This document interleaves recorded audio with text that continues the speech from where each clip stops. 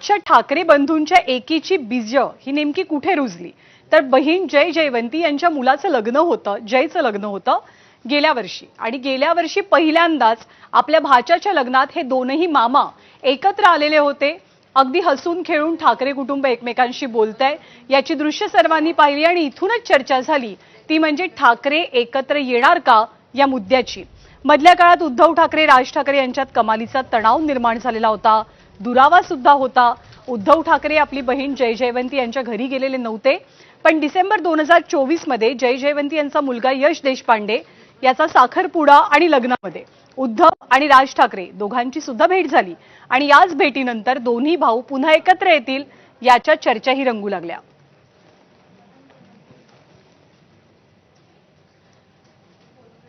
तर जय जयवंती यांच्या मुलाच्या लग्नामध्ये हे चित्र दिसलेलं होतं आणि तेव्हापासूनच चर्चा झाली की उद्धव आणि राज एकत्र येऊ शकतील का, कारण कौटुंबिक पातळीवरती सुद्धा या दोन भावांमध्ये गेली 2 दशकं कमालीचा दुरावा पाहायला मिळालेला आणि ठाकरे बंधूंनी एकत्र यावं यासाठी अनेक ठाकरे प्रेमींनी सातत्यानं प्रयत्न केले आणि यामध्ये कुटुंबातले एक व्यक्ती म्हणजे दोन्ही ठाकरेंचे राज आणि उद्धव यांचे मामा चंदू मामा हे सातत्यानं आघाडीवरती असायचे। या चंदू मामांनी आजच्या भेटीवरती काय प्रतिक्रिया दिली आपण पाहूया। आनंदाचा दिवस आहे आज, भाऊबीज आहे, बहीण भावांचं प्रेम हे कायम तसंच राहावं आणि राहत असतं आणि आज दोघेही एकत्र येतात, चांगली आणि आनंदाची गोष्ट आहे। आपल्या भाच्यांना काय सांगाल तुम्ही? नाही, भाच्यानं असाच गोडवा कायम ठेवा आणि असंच प्रेम एकमेकांवर कायम राहू द्या।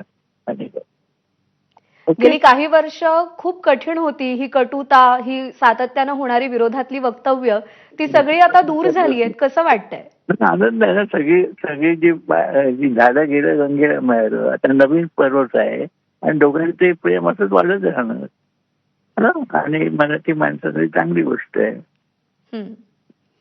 राज ठाकरे आणि उद्धव ठाकरे यांच्यातली कटुता तर नाहीशी झाली आहे, सगळ्या मराठी मनाला त्याचा आनंद आहे, पण त्यांची पुढची पिढी सुद्धा याच स्नेहानं एकत्र येताना दिसतेय, कसं वाटतंय? आनंद आहे, आज भाऊबीज आहे, दोघांना भाऊबीजीच्या एकमेकांना शुभेच्छा आहेत आणि दोघं एकमेकांच्या प्रेमाने आणि आदराने एकमेकांची घरी आलेले आहेत। आपण सगळे मिळून त्याचा आनंद व्यक्त करूया।